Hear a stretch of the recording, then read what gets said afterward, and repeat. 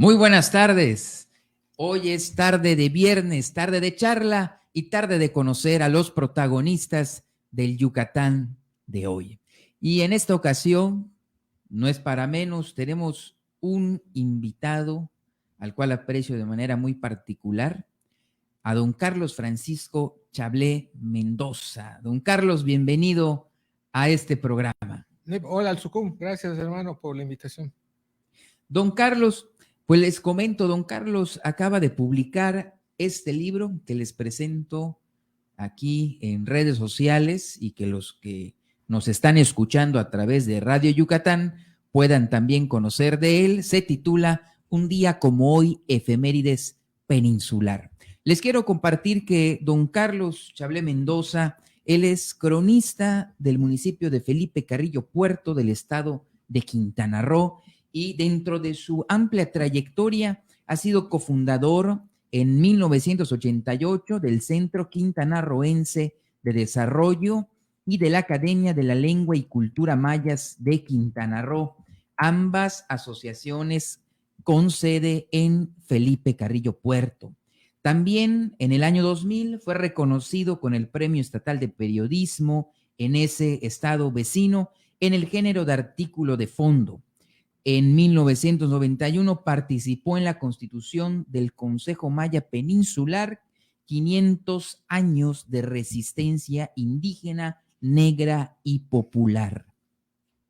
Es conferencista sobre movimiento indígena y cultura maya en el Festival Iberoamericano de Teatro Cádiz, que fue en Cádiz, España, en 1993, y ha sido coordinador editorial de la revista cultural Nicte Taam, ¿no? Se pronuncia. Sí. Es miembro de la junta encargada de la organización de los encuentros lingüísticos y culturales del pueblo maya que se han realizado en México, Belice y Guatemala entre 2005 y 2008. Ha sido corresponsal de diversas agencias nacionales y medios regionales como Notimex, Diario de Yucatán, Cuadratín y Por Esto. Ha sido productor y conductor de programas de radio de la Casa de la Cultura en el 2013 y regidor de Felipe Carrillo Puerto, además de un entrañable amigo. Carlos, bienvenido de nueva cuenta. Carlos, ¿te puedo hablar de tú? Claro que sí. Claro. Te lo agradezco. Antes de hablar un poco acerca de este último trabajo que publicaste, muy bueno, quisiera que nos compartas cuál es la labor fundamental de un cronista y por qué es relevante para la memoria colectiva de una comunidad. Pues has dicho algo clave.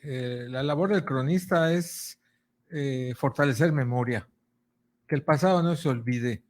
Es muy importante que los jóvenes de hoy, e incluso ya los adultos que no tuvieron acceso a la información, conozcan la historia, que conozcan el pasado, porque esto explica muchos problemas del presente, ¿no? Y ayuda a planear el futuro. Fortalecer la memoria, fortalecer la identidad cultural de la región, es trabajo de un cronista, ¿no? Y asesorar a las diferentes personas, que sobre todo se ha dado en mi caso de nivel superior, gente que hace sus tesis, ¿no? Asesorarlos, colaborar con ellos en cuanto a proporcionar información. Ha sido muy gratificante el poder ayudar a jóvenes, tanto mujeres como hombres de nivel superior que hacen sus tesis, cuando acuden a uno a solicitar información acerca de la historia regional, que es en lo que se especializa un cronista, la historia de su localidad, y al menos en mi caso muy particular, en la historia peninsular. Trato de tener una visión peninsular de la historia. No creo en las efemérides separadas, ¿no? Que haya la de Campeche, que haya la de Quintana Roo y la efeméride de Yucatán. No es ni sano históricamente. ¿Por qué? Porque somos una península de Yucatán que comparte lengua, cultura e historia.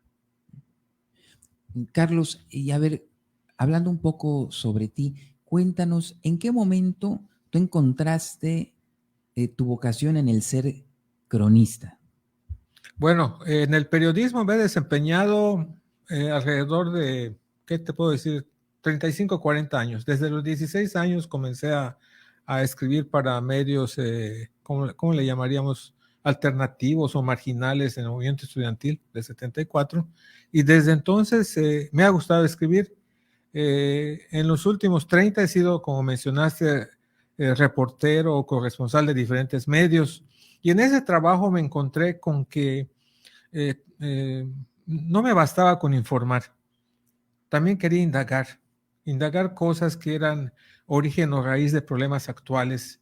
Y así fue como empiezo a indagar más, porque siempre me ha interesado la historia, pero me interesé más y empecé a escarbar, por decirlo de alguna manera, y buscar orígenes de diferentes problemas que padece nuestra península en los ámbitos político, económico, cultural, social. Y empecé a escribir. Y cuando yo hacía alguna editorial, artículo de fondo, por ejemplo, le daban un contexto siempre aterrizado, y empecé a recibir opiniones de gente que ya tenía algún tiempo en el periodismo en Quintana Roo, que me decía que estaba yo realizando labores propias de un cronista. Y pues no me había yo fijado, ¿no? Claro. No, pues lo que haces es prácticamente poner acercar a los lectores a cosas que no se dicen en la nota informativa. Es una labor de un cronista. Y así fue como seguí escribiendo sobre temas históricos, particularmente sobre la historia de Felipe Carrillo Puerto, que como recordarás fue centro, la capital de los mayas Cruzop, los que vivieron en autonomía durante medio siglo, y que se llamaba antiguamente Nojca Santa Cruz. Empecé a indagar más en diferentes libros, tuve acceso a historias contadas por abuelos mayas Cruzop sobrevivientes, y eso me llevó a interesarme más por la historia, pero veíamos que esta historia que nos contaban los abuelos o la que leíamos en los libros de autores que tuve hice una selección especial de autores, pues todo nos da un panorama peninsular. No se explica la guerra de castas si no es de manera peninsular. La guerra de castas no es de Yucatán, la guerra de castas es en la península de Yucatán, en ese territorio. Y asimismo muchos otros hechos históricos, ¿no? Y de repente, hace 16 años, un ayuntamiento, a falta de cronista, emite su convocatoria y decido postular mi candidatura como otras 3 personas. Y ha sido la única vez que un cabildo hace esto, ¿no? En el caso del ayuntamiento de Carrillo Puerto, hace 16 años, emite la convocatoria y plantean los requisitos, entre ellos formular un ensayo histórico. Y me inscribo, y dentro de los 4 que participamos, el cabildo analiza y decide y acuerda por unanimidad darme el nombramiento de cronista de Felipe Carrillo Puerto. La única vez que ha sucedido en el municipio, en un ayuntamiento de Carrillo Puerto. Siempre habían sido designados. ¿Esto fue en el año? Pues hace 16 años, estamos hablando de 2005. Aproximadamente. Maestro, ¿puedes compartirnos qué satisfacciones, pero también qué sinsabores te ha dejado esta nada sencilla labor de registrar los hechos que suceden en Carrillo Puerto? Pues mira, lo más gratificante es cuando te invitan a compartir lo que averiguas, lo que investigas en medios de comunicación, como tu invitación hoy. En 2011, si no me equivoco, me invita un director de un espacio informativo de mediodía en Carrillo Puerto. Me dice que lo que yo escribía que era interesante y que sería muy bueno comentarlo en la radio como cápsulas. Y así iniciamos, que a invitación de Sergio Cárdenas, que era el conductor de ese programa, de una revista radiofónica, todos los días al mediodía me llamaban y dábamos una fecha importante a comentar, ¿no? No solo leerla como cápsula, sino comentarla. Eso es muy gratificante. Y luego la invitación de Radio Xenca, La Voz del Gran Pueblo, que es del sistema de radios comunitarias indigenistas de la hora INPI, que también inicié también a hacerlo todas las mañanas, como realizo hasta hoy, en las mañanas la cápsula sobre efemérides del día, ¿no? Y muy recientemente la invitación que tuve del noticiero informativo Quintana Roo, que se emite desde Corozal, Belice. Y me encantó la idea y la invitación, porque acuérdate que la península de Yucatán como tal abarca hasta Belice, y los mayas estamos presentes también en Belice, y la información que se da en términos de región maya pues también es de interés, y ya tengo casi año y medio leyendo las efemérides. Son cosas gratificantes, que obviamente como el poder ayudar y contribuir a formulación de tesis de jóvenes, ¿no? De ambos sexos. Es para mí muy, muy gratificante hacerlo, porque es también un reconocimiento de lo que tú haces, ¿no? Que acudan a ti por lo que sabes, ¿no? O por lo que puedas aportar a sus tesis. Y te puedo hablar de muchas más satisfacciones, diversas invitaciones a presentar nuestros libros. No solamente es del que vamos a hablar hoy. El primer libro que edité como cronista, libro propio como autor, fue Xbalamna 500 años después, que en 90 páginas resumo la historia del origen de lo que es el estado de Quintana Roo, y en especial de lo que es Carrillo Puerto, ¿no? Luego vino En busca de María Huicap con la maestra Georgina Rosado, somos coautores, y esto, esto refleja también mucho del trabajo como cronista, y que me ha dado mucha satisfacción ser invitado por diferentes universidades, escuelas, ¿qué te puedo decir? Instituciones, tanto de la península de Yucatán como fuera de ella, y que da mucha satisfacción ver que tu trabajo se reconoce y te invitan a exponerlo.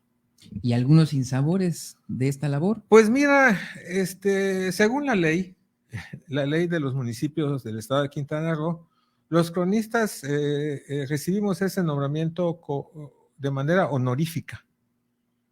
Honorífica quiere decir que no hay pago de por medio, ¿no? Sin embargo, esto no impide que el ayuntamiento que así lo decida apoye a su cronista.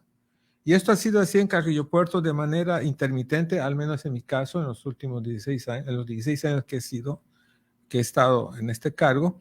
Pues ha habido ayuntamiento que te respalda, ayuntamiento que no, de manera intermitente podemos decirlo, y no siempre es con honorarios, es facilitándote gastos para transporte, venir a investigar a Mérida, por ejemplo, ¿no? O ir a Campeche a presentar un libro, cosas así, ¿no? Y ha sido muy contados, puedo afirmarte que de los 4 o 5 ayuntamientos que he trascendido, 1 o 2 han apoyado con honorarios al cronista, ¿no? Y te menciono esta historia porque así es con todos los cronistas. Generalmente al cronista no se le apoya económicamente. Dan por hecho que el cronista lo hace por amor al arte. O por amor al arte, ¿no? Y no ven que el cronista requiere de un espacio, que requiere de adquirir libros, actualizar su bibliografía, acceder a fuentes, viajar, porque la ley, entre las obligaciones del cronista, está, por ejemplo, representar a su municipio, no a su ayuntamiento, a su municipio.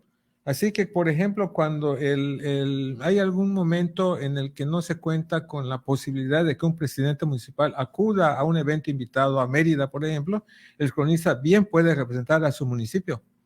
No sustituir a la presidencia, sino invitar al cronista para ser representado su municipio, ¿no? Es entre otras cosas que es tu función como tal. Asesorar a estudiantes es una función del cronista. Publicar también es una función como cronista. Si dejas de hacer esas actividades, pues no estás cubriendo con las funciones como cronista, ¿no? Y en este caso, de sobremanera he cubierto en términos de publicar, ¿no? En 3 años he publicado 3 libros, hay otro en puerta, y artículos, escribo en diferentes periódicos que me han dado espacios, Diario Yucatán, Nueva de Quintana Roo, y así otros, ¿no? de alcance regional. Bueno, pero toda esa labor de la que estamos hablando implica que el cronista tiene gastos. ¿Tiempo? El tiempo que le invierte. Claro. Yo he vendido libros durante mucho tiempo, mi estimado amigo, desde mi juventud. Me he dedicado a vender libros, he trabajado en librerías, de ahí por mi amor a la lectura, ¿no? Si trabajas en una librería y te gusta la lectura, tienes acceso a libros y a leer gratis, ¿no? Bueno, pero he vendido libros cuando no he estado, cuando por alguna razón me he quedado fuera de algún medio, siempre he vendido libros y siempre he estado en algún medio. Pero en este momento, el ayuntamiento actual deja de apoyar a su cronista. Acuérdate que hubo Esto es un buen dato también para que escuchen allá en Quintana Roo. Deja de apoyar a su cronista. Y cuando dice deja de apoyar, pues le retira los respaldos que le daba el ayuntamiento anterior. ¿Qué hacía el ayuntamiento anterior? Le proporcionaba honorarios al cronista para poder dedicarse a su labor de tiempo completo. Que haciendo una breve pausa, conociendo tu historia, y aunque esto no estaba en lo que habíamos platicado, me parece que conociendo tu historia, porque tú has militado en la izquierda, y luego hablaremos de eso posteriormente, me parece que eso es una incongruencia, porque entiendo que el actual ayuntamiento es de Morena. Efectivamente. Y digo, tal vez no entremos en ese terreno escabroso, pero es una incongruencia. No es escabroso, es una excelente pregunta y oportunidad para decir que el actual ayuntamiento de Felipe Carrillo Puerto dejó de otorgar el apoyo que le brindaban ayuntamientos anteriores al cronista.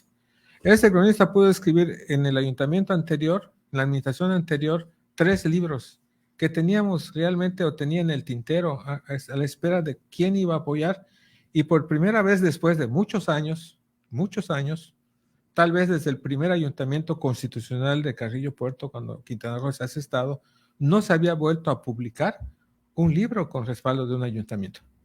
Y así que Xbalamná, 500 años después, fue publicado con el respaldo del ayuntamiento. Y cuando digo respaldo, ¿en qué significa? Que tenía el cronista el apoyo con honorarios para dedicar su tiempo a su trabajo como tal, y me apoyaron con el 50% para imprimir el primer libro que hago como cronista. Y tú gestionaste el otro 50%. Y yo pagué el 50% restante. El segundo libro de Busca de María Wicap fue una gestión bastante aleccionadora para mí, porque el cronista y cualquier escritor no debe quedarse sentado esperando a ver quién rayo le va a imprimir su libro, porque entonces nunca se va a imprimir, y hay que hacer una gestión cultural. Hay que gestionar ante las instituciones pertinentes y sobre todo con aquellas que están obligadas a respaldar propuestas como esta, ¿no? Y así anduvimos hasta que finalmente el Consejo de Promoción Turística de Quintana Roo accedió a imprimir nuestro libro en una cantidad mayor y cubriendo todos los gastos. Es una gestión exitosa. Y lo digo así con mucha claridad. Hay que reconocer entonces al Consejo de Promoción Turística del Estado de Quintana Roo con el actual gobierno. No, en el anterior, con el anterior. Cuando estaba Darío. Exactamente, Darío Flota Ocampo, respaldó con mucha determinación. Después de que había yo acudido a otras instancias, el Consejo de Promoción respaldó la impresión de Busca de María. Aclaremos, esto no es un tema de partidos ni de personas, es un tema de instancias gubernamentales y de la labor que les toca conforme a lo que marcan, pues, la tarea que les toca, ¿no? Uy, Carlos. No, nada más se me faltó decirte que en de un día como hoy, efemérides peninsular, el ayuntamiento saliente tenía el compromiso de también respaldarme con el 50%. Viene el cambio de administración, se retrasa un poco el libro y no se cumple con este otro 50%. Así que en este caso, después de haber tenido con En Busca de María Wicap una gestión exitosa para su publicación, en tuvimos que cubrir la totalidad con mis recursos, e incluso le pedí prestado a mi pareja para que pudiéramos sacar de la imprenta el libro que ya estaba hecho, porque nos falló el otro patrocinador. Salió, pero no abandoné mi compromiso adoptado desde el principio, que el cronista iba a dejar copias de sus publicaciones en todas las bibliotecas públicas, para empezar del municipio de Carrillo Puerto, Quintana Roo, y en las demás que se pudiera. Eso está cumplido. Los 3 libros mencionados están en todas las bibliotecas públicas del municipio de Carrillo Puerto. Esperamos que esto llegue a las autoridades del municipio de Carrillo Puerto y por supuesto también a la gobernadora Mara, que también escuche este mensaje, y se lo haremos llegar, mi estimado y querido Carlos. Gracias. Carlos, fíjate que leyendo este libro titulado Un día como hoy, efemérides peninsular, estoy gratamente satisfecho porque pude acceder a datos, nombres y detalles de hechos históricos que si no fuera por productos como uno tendría que recurrir a distintas fuentes, documentos y libros para poder concentrarlo en un material así como Carlos. Y fíjate, ¿puedes comentarnos un poco acerca del proceso que fue publicar este libro, realizar y publicar este libro, Carlos? Pues mira, un poco recordando lo que ya mencioné al principio, mi gusto por la historia, mi gusto por la lectura, mi gusto por la escritura, mis incursiones en el periodismo desde muy joven, pues esto me ayudó a tener, si no la mejor biblioteca que quisiera tener un cronista, sí a tener mi biblioteca y mis libros principales y muy selectos. Estando en Quintana Roo, viviendo en Carrillo Puerto por 35 años, yo soy originario de Mérida, pero hace 35 años que vivo en Carrillo Puerto, empecé a interesarme mucho más en la cuestión local, ¿no? Particularmente en conocer y dar a conocer a las nuevas generaciones cómo surge Quintana Roo y cómo surge Carrillo Puerto y qué es resultado de la llamada Guerra de Casas. En este sentido, mis autores, por decir, más acudidos y prioritarios para mí, han sido, entre otros, Loriana Cariaga Villecit, que era una docente en la UCRO, ahora no recuerdo en qué universidad está, pero que ha tenido, desde mi punto de vista, los mejores libros que hablan acerca de esta etapa histórica y de esta región. También te puedo mencionar a Jorge González Durán, que fue incluso el primer cronista de Carrillo Puerto, al maestro Bautista Pérez, que fue el historiador de Quintana Roo, ya fallecido, con quien tuve la posibilidad de dialogar varias veces y coincidíamos en muchas cosas. Un periodista destacado, pionero. Él hizo la primera agencia noticiosa que le llamó Agencia de Noticias del Caribe, si no me equivoco, con sede en Chetumal. No ha habido otra experiencia como la de él. Y a estos libros en los que ellos hablan de la historia de Quintana Roo, pero que siempre te llevaban a entender que esa historia de Quintana Roo no se explicaba sin mencionar a Yucatán y a Campeche. No se explica o no se entiende fuera del contexto peninsular, en el territorio peninsular. Pues me llevó a rescatar fechas que hacía yo cápsulas en la radio. Puedo mencionarte otros muchos autores y libros, pero con los que te menciono, te puedo decir que agrego lo que como periodista obtenía.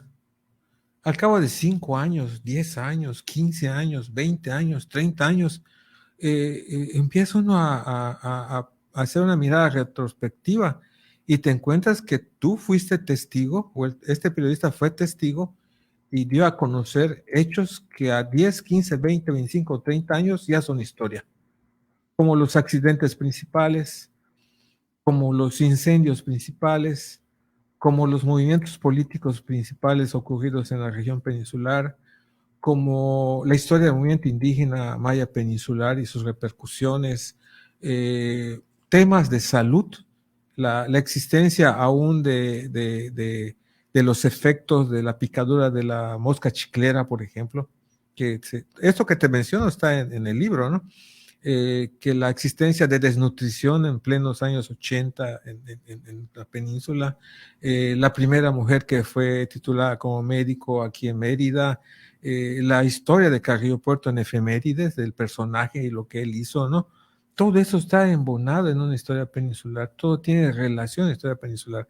Así que a lo que te menciono y lo que uno indaga como periodista y lo tiene archivado, más un archivo hemeriográfico, el único que tal vez existió en Carrillo Puerto y uno de los pocos en Quintana Roo, que tenía el Centro Quintanarroense de Desarrollo, del que fui cofundador, pues todo eso me pone en las manos mucha información. Este archivo hemeriográfico, mis propias notas como periodista y estos libros consultados, fechas rescatadas, entrevistas orales a ancianos que cruzo con lo que está escrito y coincide con otra visión.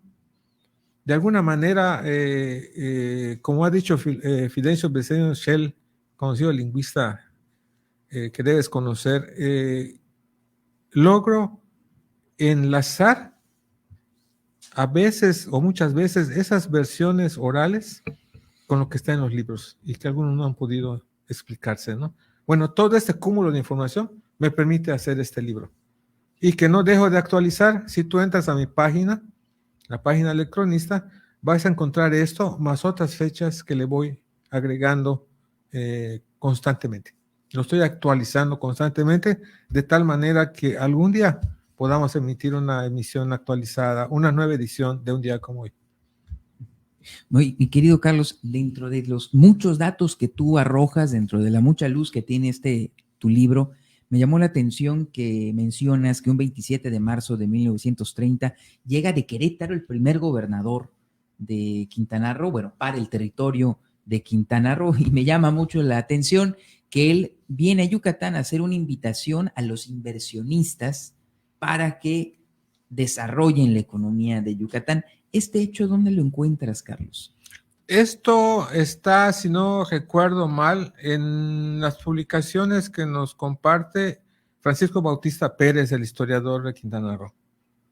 Es un hecho interesante, pero es tomado como fuente de Francisco Bautista Pérez en un par de libros que se llama Efemérides Quintanarroense, tomo 1 y tomo 2, que después de haberse hecho esta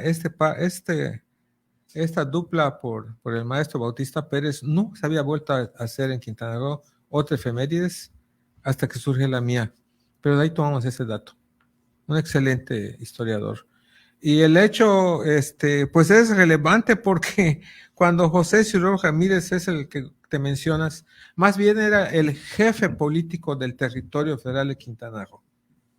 Todos los que hoy dicen gobernadores del territorio federal de 1901 a 1970, ¿qué te puedo decir? Sí, 74, eran más bien jefes políticos del territorio federal, porque eran designados por el presidente de la República. Una especie de regentes. Eran designados, ¿no? Y después de 74, cuando Echeverría nos hace Estado libre y soberano de Quintana Roo, entonces ya hay gobernadores, ¿no? Bueno, pues en el caso de José Ciuró Ramírez hace este llamado a los yucatecos, a los que tengan lana, ¿no? A invertir en Quintana Roo, y les dice que encontrará en la región inhóspita, porque hasta en ese entonces se consideraba por muchos que los abuelos seguían siendo rebeldes, que era un lugar inhóspito. Acuérdate que Quintana Roo y en especial Carrillo Puerto se consideraban como lugares de castigo para todos los disidentes del porfiriato. Todos los zapatistas que no eran asesinados, los yaquis rebeldes de Sonora, eran llevados también a Carrillo Puerto, a un lugar que se conocía en ese entonces como la colonia de operarios. Era un presidio. Y los enviaban ahí con la esperanza que murieran de fiebre amarilla o de picadura de víboras y por la selva por la vorágine en la que vivimos aún todavía ahí. Es uno de los lugares con mayor biodiversidad, ¿no? Bueno, pero si lo ves como riesgo es cuando traen a yaquis que viven en el desierto, ¿no? A este lugar, pues muchos se morían. Y los zapatistas que vivían en Morelos también, y acuérdate que mandaban a periodistas, a todo aquel que disentía del dictador, era castigado trayéndolo a Quintana Roo, a Yucatán, ¿no? Y este señor José Ciuró, el general, pues hace esta invitación, el que ese era queretano, y les dice que iban a encontrar paz, orden y garantías para invertir. Y cuando doy espacio y orden, pues a mí me recuerda a Porfirio Díaz, ¿no? Y estamos hablando de 1930. Y la nota, esta efeméride remata diciendo que esto lo anuncia cuando venía de Campeche, él, a bordo del tren de Campeche, pero que había estado en la capital, y venía con él a Quintana Roo con muchas cosas, maquinaria, implementos agrícolas, plantas de luz eléctrica para potabilizar el agua, pero también traía con él las 2 ametralladoras más modernas y un cañón para el servicio de los barcos militares. En los años 30 todavía se temía de un levantamiento maya Cozumel. Fíjate qué buen dato, y que por eso también me pareció muy interesante, porque al final menciona específicamente haciendo realce de este armamento, que me pareció como que, bueno, entiendo lo de la inversión y menciona las condiciones del territorio, pero mencionar que había un armamento específico, dije, ¿por qué? Y ahora, y en este momento nos lo aclaras, querido Carlos. Carlos, yo sé que además de toda tu labor académica y toda tu labor cultural, como promotor cultural en Quintana Roo, tú también has tenido una vida políticamente activa, y hablo más allá de lo que eminentemente representa tu tarea como cronista. ¿Cómo se te ocurrió, o más bien, cómo surgió la idea y en dónde encontraste apoyo para promover la imagen de Carrillo Puerto? Porque ahí yo no sabía que tú fuiste el que llevó a todas las escuelas de Quintana Roo o de Carrillo Puerto, aclárame el tema, una imagen y el himno de Felipe Carrillo Puerto. Pues de entrada, la necesidad de que los niños y jóvenes de educación básica supieran la historia de su ciudad y por qué tenía ese nombre. Muy pocas personas hace 20, 25, 30 años sabían de estos dos datos, ¿no? ¿Por qué se llama Carrillo Puerto la ciudad cabecera del municipio del mismo nombre, ¿no? Muy poca gente lo sabía. No digo que hoy, gracias a mí, lo saben todos, ¿no? Pero era muy poco conocido. Entonces, yo veía esta carencia cuando iba a dar como promotor cultural del Instituto Quintanarroense de la Cultura, y yo trabajaba en la Casa de la Cultura, me daba cuenta que cuando iba a promocionar la lectura, porque otras cosas que he hecho es promoción de la lectura en infantes, promoción del cine en infantes, a través de sesiones y campamentos culturales que realizábamos con niños y jóvenes, me preocupaba ver que cuando les mencionaba la historia o les preguntaba algo, no sabían. Si bien los nativos somos menos o somos minoría en el estado de Quintana Roo y muchos provienen de otros estados, pues ahí se explicaba un poco, pero había la necesidad, según yo, de que esto se conociera. Y fue esta necesidad la que me impulsó a sacar el material que ya tenía al respecto, promocionarlo, y me encontré con un viejo disco, esos de 45 revoluciones, aquellos pequeños, si te acuerdas, 45 revoluciones por minuto, pequeños, de tornamesa, me acuerdo que era del gobierno del estado de Yucatán, no te puedo decir ahorita de qué año, ¿no? Pero era el himno a Carrillo Puerto. No sé si tú lo llegas a cantar alguna vez. Sí, en alguna ocasión es letra de don Edmundo Bolio Ontiveros, por supuesto. Ahí tienes.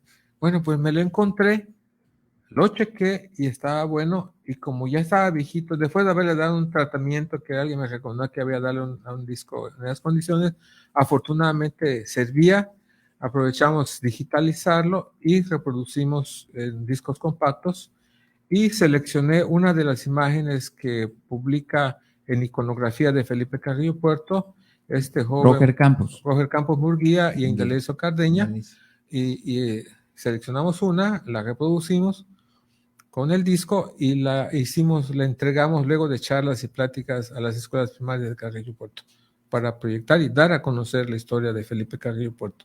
O sea, disco, imagen y conferencias sobre la vida y la obra de este personaje.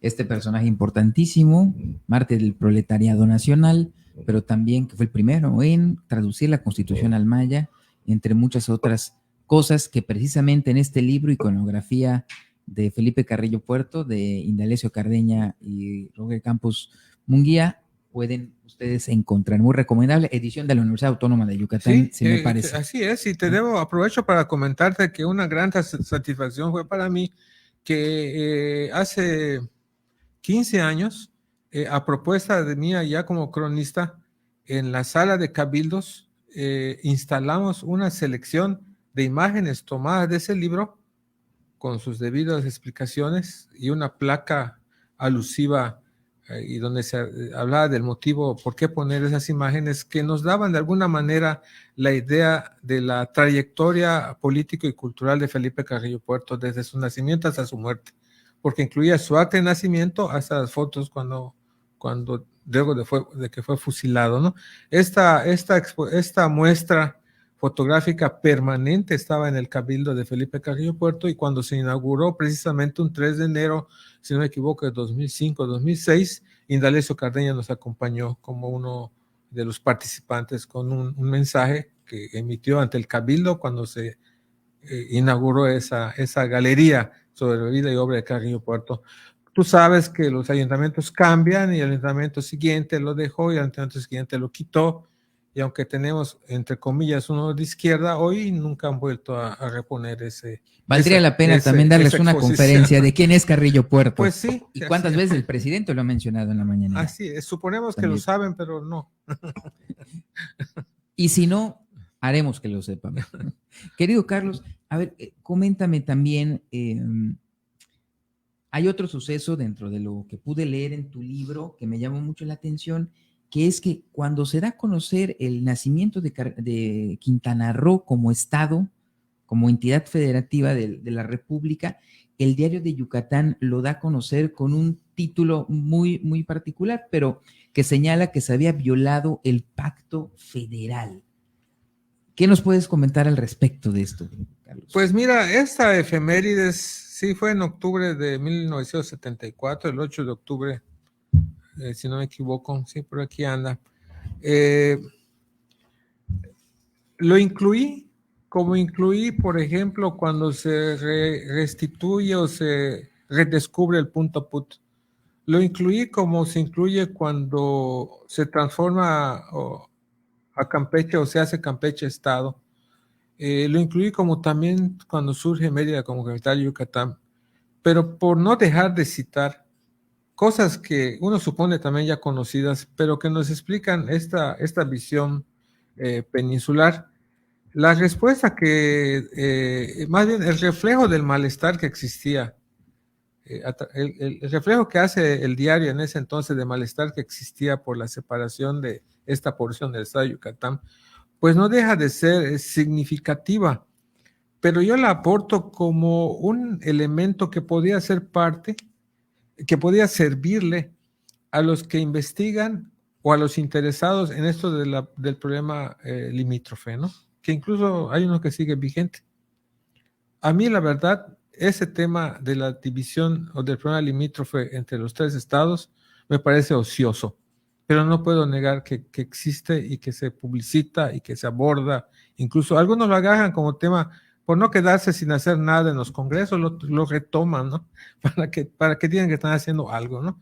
Y se mueven el petate diciendo de que hay que estamos luchando por la defensa de nuestros límites territoriales. Pues mira, yo pienso que hay temas más interesantes que abordar desde los congresos, pero lo retoman y no deja de ser un tema que está ahí y que creo yo que si lees el libro en su totalidad, yo procuro que ese tema en especial, quiero demostrar que no es de tal importancia como la que se le da.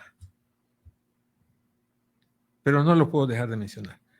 Y lo que se emitió y se reprodujo en ese entonces, incluso menciona un artículo de Correa Racho al respecto. Sí, cómo no. No me acuerdo la fecha. De Víctor Correa Racho, claro. claro. Muy sintético, donde él establece su posición. ¿Por qué pudiera parecerte un poco drástica lo que te estoy diciendo? Porque hay una máxima que bueno, los abogados saben y tienen muy clara. Primero en tiempo, primero en derecho. Primero en tiempo, primero en derecho. Y los primeros habitantes, pueblo originario de la península de Yucatán, son los mayas, el pueblo maya. Si alguien es propietario legítimo, somos sus descendientes. Y nosotros no fuimos culpables de su división territorial. La división territorial obedeció a intereses económicos y políticos y de un naciente capitalismo que necesitaba despojarnos de nuestra riqueza. Por eso surge el estado de Quintana Roo. Yo cuestioné hace un año el por qué nos llamaban a la población a festejar el aniversario de la creación del territorio. ¿Por qué voy a festejar algo que significa despojo? Despojaron a mis abuelos del territorio, fraccionaron la península de Yucatán arbitrariamente, sin tomar en cuenta a sus legítimos propietarios. Bueno, esto es una Esa es una razón. Es una perspectiva muy interesante porque nos invita, sin duda alguna, a la reflexión de, entre otras cosas, también del desarrollo económico y de la distribución de la riqueza que ha habido en la península, ¿no? Por supuesto, entre otros muchos temas, ¿no? Así es. Otro, como te había dicho anteriormente, mi querido Carlos, tu labor pues no se ha reducido a escribir y a dejar constancia de los hechos que han pasado en Felipe Carrillo Puerto, sino que tú has tomado parte de la vida política, social y cultural de manera activa. A ti se te debe, por ejemplo, entre lo que pude checar, las celebraciones que se llevaron a cabo en el bicentenario de la independencia y en el centenario de la revolución, que fueron en el año 2010, y eso incluyó que la fundación de Felipe Carrillo Puerto, y ahora tú nos vas a decir el nombre original de Felipe Carrillo Puerto, que se honrase la memoria de sus fundadores. ¿Puedes comentarnos cómo fue el proceso y el resultado de esta gestión? Así es, mira, debo de señalarte porque es algo que da satisfacción, me enorgullece, de que en el 2000, el año 2000, cuando se iban a celebrar los 150 años de la fundación de Felipe Carrillo Puerto, meses antes, investigamos acerca de las famosas proclamas de la Cruz Parlante. ¿Y por qué razón? Porque ahí se establecía cuándo surge la antigua Nojca Santa Cruz, Xbalamna, actual Felipe Carrillo Puerto. Porque ese es el nombre original. Nojca Santa Cruz, Xbalamna. El gran pueblo, Santa Cruz, Casa del Jaguar, o Casa Oculta del Jaguar. Ese era el nombre que le dieron los abuelos a lo que fue la capital de su territorio recuperado, porque la llamada guerra de castas fue más bien un levantamiento maya por evitar seguir siendo despojados los mayas de su territorio ante el crecimiento del capitalismo a través de haciendas y recuperan ese territorio que hoy es Quintana Roo. En el 2000 hicimos una investigación aquí en Mérida, tuvimos acceso a los archivos del Centro de Apoyo Histórico, Centro de Apoyo a la Investigación Histórica. Lo que era la Biblioteca Yucatanense. Lo que es ahora la Biblioteca Yucatanense, ¿no? Y fuimos autorizados para tomar fotografías a las proclamas de la Cruz Parlante y volvimos a emitir a la propuesta al Cabildo en ese entonces de que 15 de octubre de 1850, a partir de una proclama que así lo establece, se conmemorara como la fecha de fundación de Carrillo Puerto. Y no se oficializó en ese ayuntamiento en el 2000, sino fue hasta 2 ayuntamientos después que el Cabildo, por unanimidad, retoma nuestra propuesta, hizo un recordatorio de esa propuesta al Cabildo anterior, lo retoma el Cabildo y y oficialmente queda desde entonces la celebración de la fundación de Carrillo Puerto Antigua Nojca los 15 de octubre de cada año. Luego sucede lo del centenario y bicentenario, pues nos invitan a participar en los comités, pero veíamos que faltaba algo, precisamente incluir a la ciudad, a lo que fue la capital maya, ¿no? Que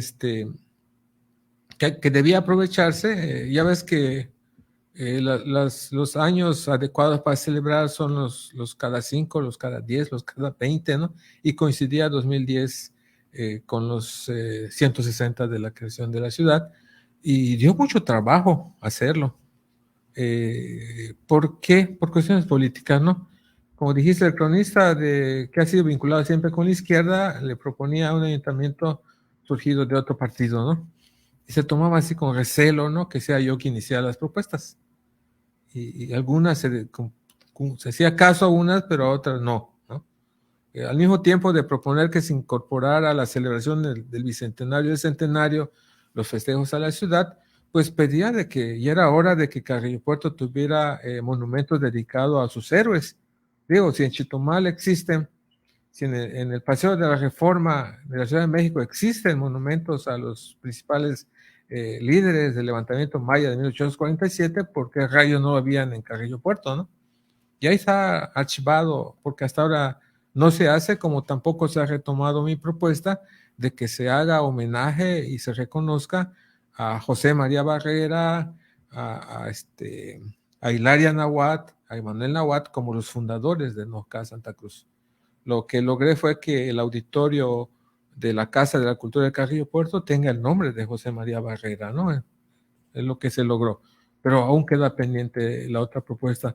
Son cosas que, así como te las platico, he tenido la oportunidad de llevar a las escuelas de nivel básico, esto que te estoy platicando, y de manera más accesible a los estudiantes de primaria. He trabajado más con los de quinto y sexto año, con jóvenes de secundaria, preparatoria y universidad, llevando esta información de la que estamos hablando precisamente, y que son cosas que da satisfacción contribuir. ¿Por qué? Porque son memoria histórica y parte de la identidad.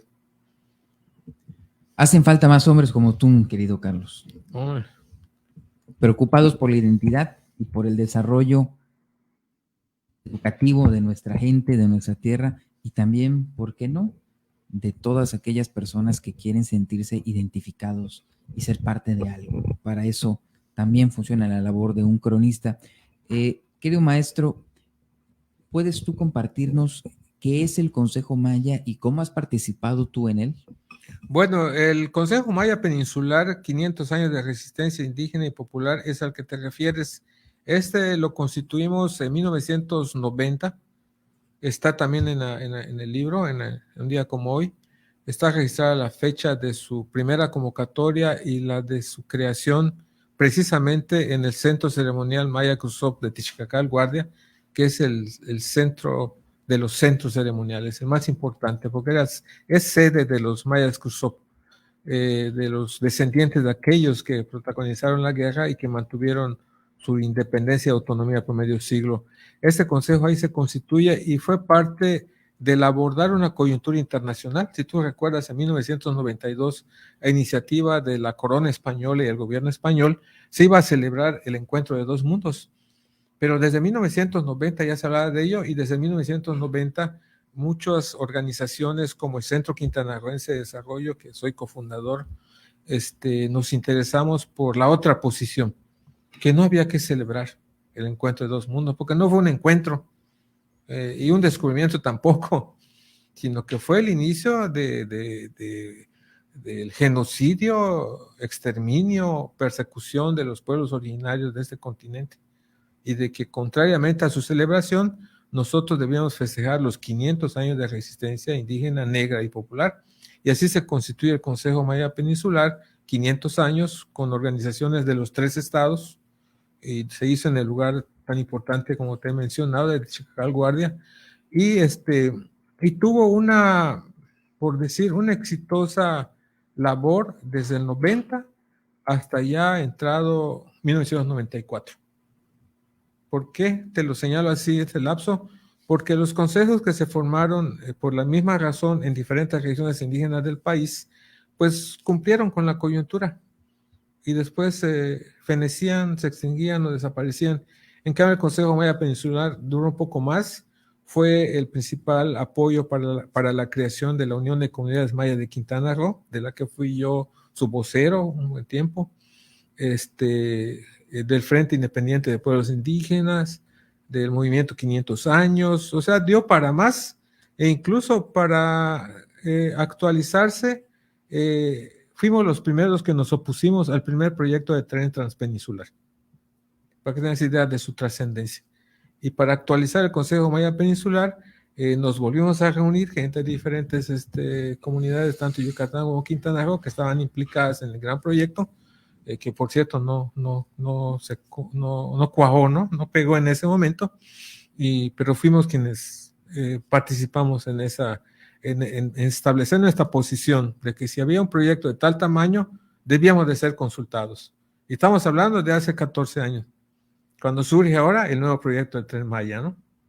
Es algo parecido, incluso de mayor trascendencia ahora lo del Tren Maya. Pero ese consejo volvió a abordar esa coyuntura del primer proyecto de tren transpeninsular. Así que el Consejo Maya fue escuela. El Consejo Maya Peninsular fue escuela para muchos. Te debo decir que muchos de los que participaron muy jóvenes, que incluso fuimos a las manifestaciones del 12 de octubre en la Ciudad de México del 92, algo histórico, nos acompañaron, no los acompañamos, fuimos parte de una representación, una delegación muy importante que integraron jefes mayas Cruzop, como el general Isidro Camal Quituk, que ya falleció, como el comandante Marcelino Pot Ek, como el patrono de la iglesia don Isidro Ek Cap, y jóvenes éramos nosotros en el 92, que marchamos todos, tomamos las oficinas del Instituto Nacional Indigenista, bloqueamos avenidas de la Ciudad de México, como otras organizaciones indígenas del país, para que nuestras demandas que llevábamos sean atendidas. Esa es la trascendencia del Consejo. Y hoy muchos de los que estuvieron ahí, unos ya fallecieron, los más ancianos, buenos recuerdos de ellos tenemos, pero los que éramos jóvenes, estamos, yo aquí actualmente como cronista, otros han sido autoridades de su comunidad, otros ya son autoridades reconocidas dentro de la tradición maya Cruzop, son sargentos, son comandantes activos en la tradición maya Macehual Cruzop, y otros son profesionistas, en fin, fue una buena experiencia que dejó huella y aportó mucho para la región. Mi querido maestro, ¿puedes comentarnos antes de que terminemos este programa, para el cual tendremos mucho más que platicar? Claro que sí. ¿Qué próximos proyectos traes entre manos? Pues mira, el que, no voy a decir el nombre todavía porque lo voy a balconear. Estoy trabajando sobre algo autobiográfico. Porque todo eso que te cuento me lleva a ver que jugamos en un papelito en la historia. Humildemente, pero lo jugamos. Hay cosas que hay que decir como para evitar que no se repitan los errores cometidos. Yo no me siento decepcionado por el camino que tomó la izquierda en la península de Yucatán y en Quintana Roo, pero creo que lo que viví como parte de la construcción de la izquierda en esa región que me tocó puede ser útil. Y en ese sentido estoy haciendo una autobiografía, pero no solo política, sino también me gusta la poesía. Tengo poesía, me gusta el cuento, tengo algunos cuentos. Me gusta mucho lo que hago y creo que estoy en el momento para escribirlo y no esperar a que alguien lo vaya a hacer. En eso estoy trabajando, sí, en esos temas estoy trabajando. Pues mi querido Carlos, querido maestro, te agradezco profundamente que hayas aceptado la invitación para estar aquí con nosotros en este programa que aprovechamos dedicarlo a todos los cronistas de México y de Yucatán, y mandamos un saludo a nuestro querido amigo José Iván Borges Castillo, claro que que sí. está presidiendo, entiendo, la red de cronistas de Yucatán. Si no es no así, estoy muy al tanto, corrígeme. sé que es presidente de la Unión de Escritores Comunitarios. Es correcto, comunitarios, es correcto. Escritores comunitarios, y es parte de una unión de cronistas, creo, de Yucatán también. Es correcto, gracias por corregirme, sí, querido Carlos. Le mandamos un fuerte saludo, un gran abrazo a nuestro amigo. Que deje de escucharse o verse tu programa más allá de Yucatán, y aprovecho para saludar a los cronistas de los diferentes municipios de Quintana Roo. Me llevo con todos, no coincidimos en muchas cosas, algunos, pero en lo fundamental sí, en fortalecer memoria y fortalecer identidad. Pues en este programa, como ya pudieron escuchar, en Yucatán contamos con personajes que aportan a la cultura, a las artes, a la paz que tiene esta región y, por supuesto, a la memoria colectiva de todos los peninsulares. Maestro, muchísimas gracias por estar con nosotros, y esto ha sido un programa más de Charlando con José Miguel Rosado. Les saluda José Miguel Rosado, y en controles Juan Marín. Nos vemos el próximo viernes aquí en radioyucatanfm.com.mx y a través de redes sociales. Y recuerden que por ahí nos encontraremos. Muchas gracias.